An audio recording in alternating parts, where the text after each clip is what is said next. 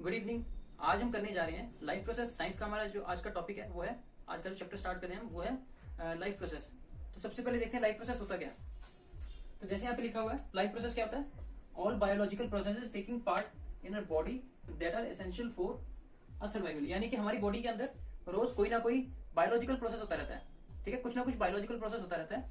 तो उस biological process को हम क्या कहते हैं? Life process. ठीक है, बायोलॉजिकल प्रोसेस कैसे हो गया? हम खाना खाएंगे, खाने से हमें एनर्जी मिलेगी। तो वो जो प्रोसेस होता है, उन सभी प्रोसेस जो ये सभी प्रोसेस पढ़ेंगे, सभी एक दूसरे के साथ मिलते हैं। ठीक है, एक दूसरे के साथ कनेक्टेड है। तो यानी कि उनको कंबाइन हम क्या कह सकते हैं? Life process. क्योंकि हम ऐसे नहीं बता सकते कि आदमी जी रहा है या नहीं जी रहा। अगर आदमी सो रहा है तो हम नहीं बता सकते क्योंकि वो हिल नहीं रहा। पर अगर हम उसकी सांसें चेक करें कि वो ब्रीदिंग कर रहा है या नहीं कर रहा, उसकी हार्ट बीट चल रही है या नहीं चल रही, तो उस तरीके से हम आसानी से बता सकते हैं कि वो आदमी जिंदा है या मर गया। ठीक है, तो लाइफ प्रोसेस क्या होता है? लाइफ प्रोसेस कुछ ऐसे प्रोसेस, ऐसे biological process, biological word important है, बायोलॉजिकल प्रोसेस जो कि हमारे सर्वाइवल के लिए जरूरी होते हैं, essential for our survival. Example क्या है? न्यूट्रिशन। न्यूट्रिशन का टॉपिक आपने ऑलरेडी पढ़ चुके हैं आप पिछली क्लासेस में। Respiration, transportation and excretion. Respiration सांस लेना, ट्रांसपोर्टेशन खाने को, एनर्जी को ऊपर नीचे लेके जाना, बॉडी के अंदर ट्रांसपोर्ट करना एक जगह से दूसरी जगह तक। एक्सक्रीशन, एक्सक्रीशन इज जो वेस्ट मटेरियल है उसको एक्सक्रीट करना। ठीक है, क्योंकि हम वेस्ट मटेरियल अपने अंदर जमा करके नहीं रख सकते, उसको हमें एक्सक्रीट करना ही पड़ेगा। तो इस प्रोसेस में बताया गया एक्सक्रीशन। ठीक है, तो ये सभी प्रोसेस है लाइफ प्रोसेस। तो सबसे पहला प्रोसेस है न्यूट्रिशन। न्यूट्रिशन पढ़ लेते हैं। देखो आपकी 4 प्रोसेस ही हैं, आपके सिलेबस में सिर्फ ये 4 प्रोसेस हैं। बाकी और भी बहुत प्रोसेस होते हैं, सर्कुलेशन या और बहुत प्रोसेस होते हैं, ट्रांसलोकेशन, ऐसे करके बहुत प्रोसेस होते हैं। तो आपको उनको नहीं पढ़ना, आपको इन्हीं को पढ़ना है। उनके बारे में थोड़ी सी नॉलेज लो, ठीक है, पर उनको नहीं पढ़ना, आपने इन्हीं को पढ़ना है। फर्स्ट प्रोसेस है nutrition. Mode of intake of food is called nutrition. अब किस तरीके से फूड को इनटेक कर रहे हो, क्योंकि हर किसी का फूड इनटेक करने का तरीका, प्रोसेस डिफरेंट होता है। फूड जो प्लांट्स है, आपके प्लांट्स अलग तरह से आपका फूड इनटेक करते हैं, न्यूट्रिशन इनटेक करते हैं अलग तरह से। और जो ह्यूमन है वो अलग तरह से इनटेक करते हैं। ठीक है, जो कट च्यूइंग एनिमल्स है जैसे काऊ या फिर जो भी घास खाते हैं, वो अलग तरह से उनका न्यूट्रिशन सिस्टम है। और लायन का बहुत तरह की न्यूट्रिशन सिस्टम है। ठीक है, तो चलो देखते हैं। पहले करेंगे प्लांट का। तो सबसे पहले देख लेते हैं न्यूट्रिशन कितने तरह का होता है। न्यूट्रिशन 2 तरह का होता है। एक तो यहाँ पे लिखा है ऑटोट्रोपिक और दूसरा है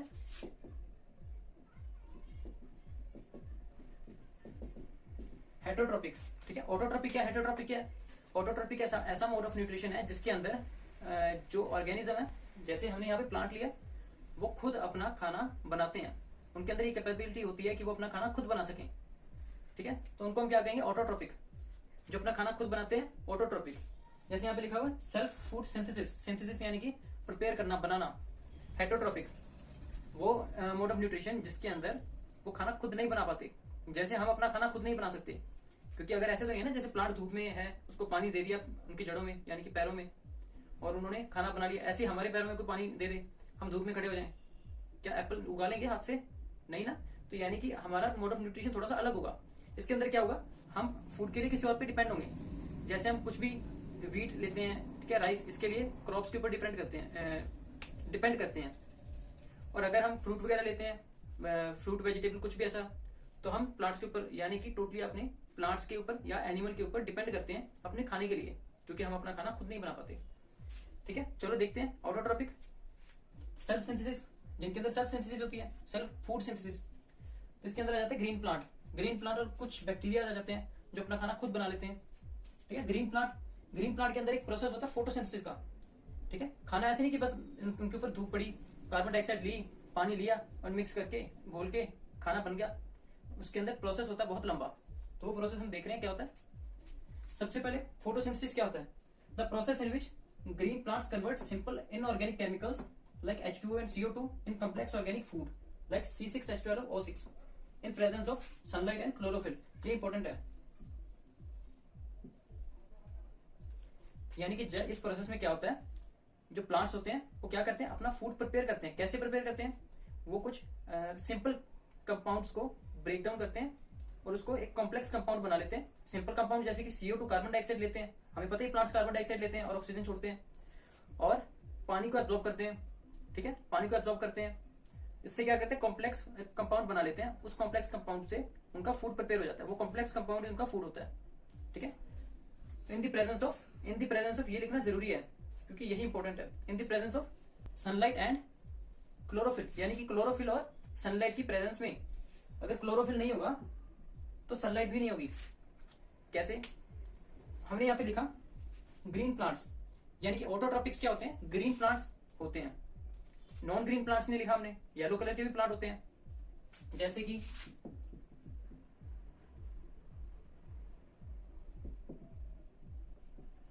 इंसेक्टिवोरस, स्पेलिंग देख लेना, इंसेक्टिवोरस। इंसेक्टिवोरस भी एक प्लांट है, ये नॉन ग्रीन प्लांट है। ये तो अपना खाना खुद नहीं बना पाता। क्यों? क्योंकि इसके अंदर क्लोरोफिल नहीं है, इसके अंदर क्लोरोफिल, इसीलिए ये अपना खाना खुद नहीं बना पाता। क्लोरोफिल का क्या काम होता है? क्लोरोफिल का काम होता है सनलाइट को कैप्चर करना है। एक्चुअल में सनलाइट को एक एनर्जी के फॉर्म में स्टोर करके रख लेना, ठीक है, वो होता है इंसेक्टिवोरस के अंदर नहीं होता वो, इसलिए वो सनलाइट को कैप्चर नहीं कर सकते, इसलिए वो अपना खाना खुद नहीं बना पाते, इसलिए वो हर्बीवोरस के अंदर आ जाते हैं।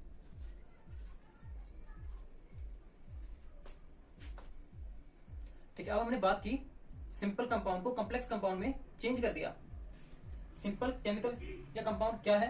CO2 H2O। नॉर्मली हमें पता है हवा में CO2 है, पानी पीते हैं वो H2O है, ठीक है, कार्बन डाइऑक्साइड और वाटर। तो इसको किसकी प्रेजेंस में? सनलाइट और क्लोरोफिल की प्रेजेंस में इसको क्या किया? कन्वर्ट किया।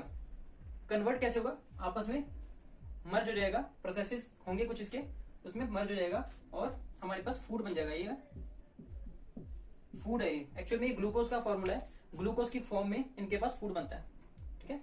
और क्या निकलती है? ऑक्सीजन, ऑक्सीजन गैस निकल जाती है, ठीक है। तो ये प्रोसेस होता है, केमिकल प्रोसेस होता है फोटोसिंथेसिस के अंदर। तो ये कैसे होता है? ये प्रोसेस जो है ऐसे नहीं कि बस सब कुछ मिल गया इसको, केमिकल रिएक्शन हो गई और बस हमारा फूड बन गया, ऐसे नहीं होता।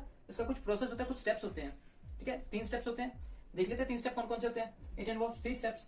फर्स्ट वाला जो है इसमें absorption of sunlight bye chlorophyll. Chlorophyll का मैंने बताया था क्या काम होता है? सनलाइट को कैप्चर करना, सनलाइट में जो एनर्जी है उसको स्टोर करके रखना, ठीक है।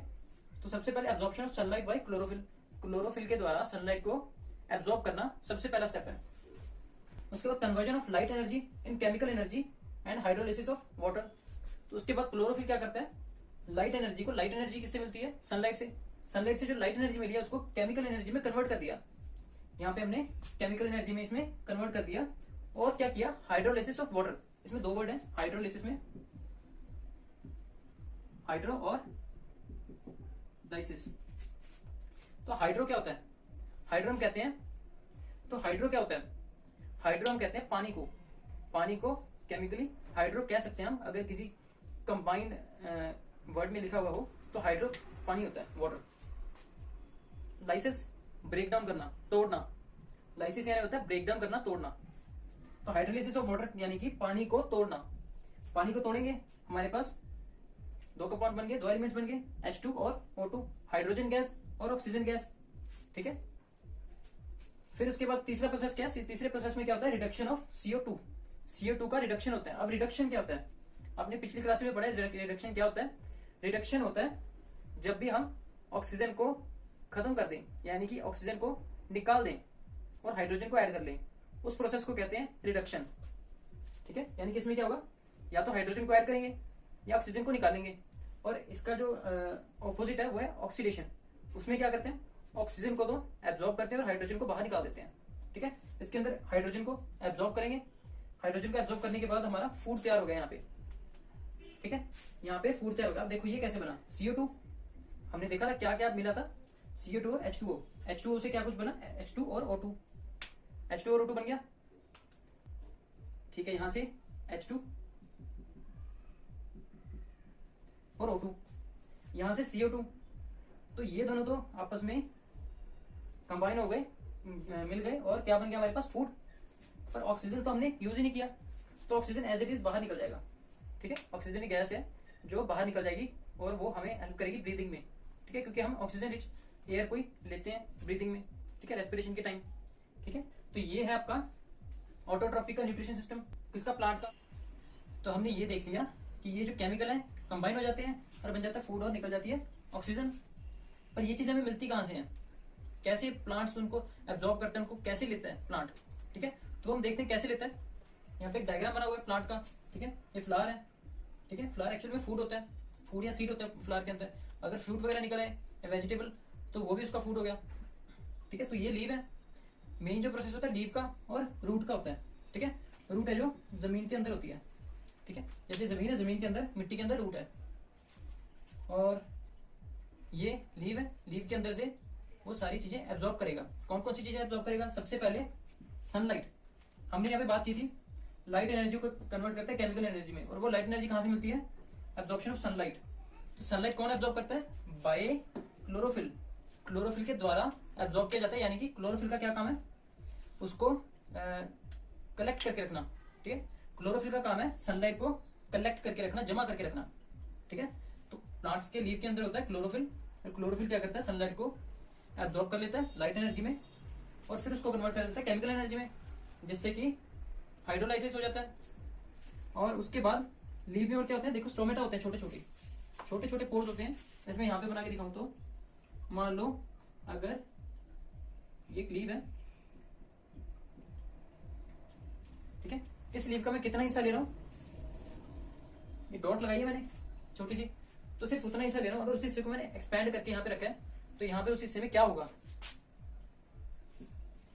ऐसे छोटे छोटे पोर्स होंगे। देखो मैं पोर्स भी बहुत छोटे छोटे बना रहा हूँ, क्योंकि बहुत छोटे छोटे और न्यूमेरस पोर्स होंगे, ऐसे नहीं एक दो पोर्स होंगे, इतने अमाउंट में पोर्स होंगे, गिने भी नहीं जाएंगे। तो ये पोर्स होते हैं, इनको क्या कहते हैं? स्टोमेटा। क्या कहते हैं? स्टोमेटा। अब स्टोमेटा का क्या काम होता है? स्टोमेटा का काम होता है कि जो आसपास में कार्बन डाइऑक्साइड है, ठीक है, जो भी आसपास में कार्बन डाइऑक्साइड है उसको एब्जॉर्ब करना। कार्बन डाइऑक्साइड आसपास में पड़ी है, स्टोमेटा का क्या काम है? वो पोर्स के थ्रू कार्बन डाइऑक्साइड को एब्जॉर्ब कर लेता है। ठीक है, यहाँ पे कार्बन डाइऑक्साइड उसने एब्जॉर्ब कर ली, और उस कार्बन डाइऑक्साइड को और सनलाइट को यूज करता है इस रिएक्शन में। अब हमारे पास कौन सी चीज बच गई? H2O। अब आप बोलोगे H2O कैसे लेगा? लीव्स के अंदर तो H2O कैसे जाएगी? तो H2O जाती है रूट्स के अंदर से। देखो रूट्स के अंदर क्या होते हैं, ये देखो मैंने बना हुआ, तो ये रूट है, ये सारी एक रूट चल रही है। ठीक है, ये जो रूट है, ये वाला हिस्सा, ये ब्लैक वाला और ये ब्लैक वाला हिस्सा सेम है।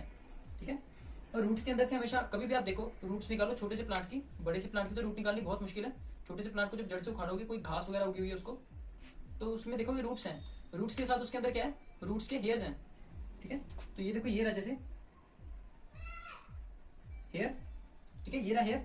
तो ये रूट का जो हेयर है, ये क्या काम करता है? ये आसपास से जो वाटर है वो एब्जॉर्ब कर लेता है। वाटर कैसे एब्जॉर्ब करता है? इसके अंदर भी छोटे छोटे पोर्स होते हैं। जैसे कि मान लो ये रूट है, इसके अंदर छोटी छोटी सी जगह होगी जहां से वाटर अंदर जा सकेगा। ठीक है, ये बहुत ही छोटी होती है कि छोटे से छोटा मिट्टी का कण भी इसके अंदर से नहीं जा सकता। सॉइल पार्टिकल छोटे से छोटा भी इसके अंदर से नहीं जा सकता। कौन जाएगा? सिर्फ वाटर जाएगा इसके अंदर से, वाटर और अदर मिनरल्स भी जाएंगे, जैसे कि नाइट्रोजन। नाइट्रोजन एक बहुत इंपॉर्टेंट मिनरल है।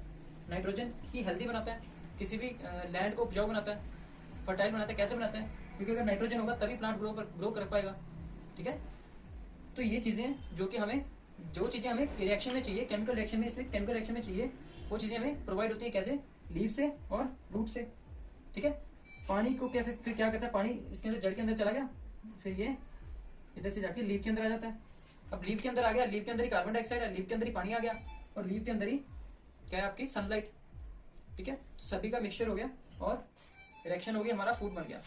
ठीक है, यहां तक हमने क्या किया? ऑटोट्रॉपिक्स का फूड कैसे बनाते हैं, वो फोटोसिंथेसिस के प्रोसेस के थ्रू बनाते हैं, ये हमने पढ़ा। फोटोसिंथेसिस प्रोसेस क्या होता है? 3 स्टेप्स होते हैं फोटोसिंथेसिस के। कौन कौन से 3 स्टेप्स होते हैं? पढ़े। फूड कैसे जो हमें चाहिए ये चीजें, कार्बन डाइऑक्साइड, हाइड्रोजन और ऑक्सीजन यानी कि वाटर कैसे मिलता है? इस तरह से मिलता है। सनलाइट कैसे मिलती है? सनलाइट भी लीव्स के थ्रू मिलती है, कार्बन डाइऑक्साइड भी लीव के थ्रू मिलती है, वाटर भी रूट्स के थ्रू मिलता है। ठीक है, तो ये कुछ छोटा सा कंसेप्ट है, और ये आपको समझना है सारा कंसेप्ट। अगर आपको नहीं समझ आया कमेंट में बताओ कि आपको क्या चीज समझ नहीं आई, मैं आपको दोबारा से बता दूंगा। पर प्लीज इस वीडियो को एक बार और देखो अगर समझ नहीं आया। ठीक है, सारी वीडियो मैंने डिटेल में आपको समझाई हुई है, हर एक छोटे से छोटा वर्ड आपको डिटेल में समझाया हुआ है, जो कि आपको नहीं पता चल सकता। जैसे कि हाइड्रोलिसिस क्या है, आपको इसके लिए पिछले चैप्टर पढ़ने पड़ेंगे, पर सिंपल सी वर्डिंग में समझाया। इसी तरह से सारे चैप्टर को मैंने इसी तरह समझाया हुआ है। तो इसीलिए आप क्या करोगे, अभी इस वीडियो को समझोगे। अगर अभी तक वीडियो समझ नहीं आई तो दोबारा देखो, फिर समझ नहीं आई फिर दोबारा देखो। दोबारा देखने से होगा कि आप जो बार बार सुनोगे वो आपको याद रह जाएगा। लिखना जरूरी है, लिखना भी जरूरी है, पर वीडियो मेमोरी जो होती है हमारी, वीडियो और ऑडियो मेमोरी सबसे बेस्ट मेमोरी होती है। आप जो सुन रहे हो, आप जो देख रहे हो, उसको ज्यादा कैच करोगे, हालांकि जो आप सिंपली देख रहे हो या सिंपली सुन रहे हो उसके मुकाबले। ठीक है, इसलिए अच्छे से करो। नेक्स्ट वीडियो में हम क्या करेंगे? हेटेरोट्रॉपिक्स के बारे में। हेटेरोट्रॉपिक्स में आपकी चैप्टर के अंदर ह्यूमंस के बारे में बताया हुआ है। हेटरोट्रॉपिक न्यूट्रिशन में किसके बारे में बताया हुआ है? ह्यूमंस के बारे में। तो नेक्स्ट टॉपिक में हम क्या करेंगे, नेक्स्ट वीडियो में हम क्या करेंगे, ह्यूमंस के अंदर न्यूट्रिशन करेंगे। ठीक है, और अगर वीडियो पसंद आई तो लाइक कर देना, और अगर कुछ डाउट है तो कमेंट कर देना, और चैनल को सब्सक्राइब नहीं किया तो कर लो सब्सक्राइब, क्योंकि नई वीडियो आपकी आने वाली है ये वाली हेटरोट्रॉपिक्स की। ठीक है, चलो फिर पढ़ाई करो अपनी, और मिलते हैं नेक्स्ट वीडियो में।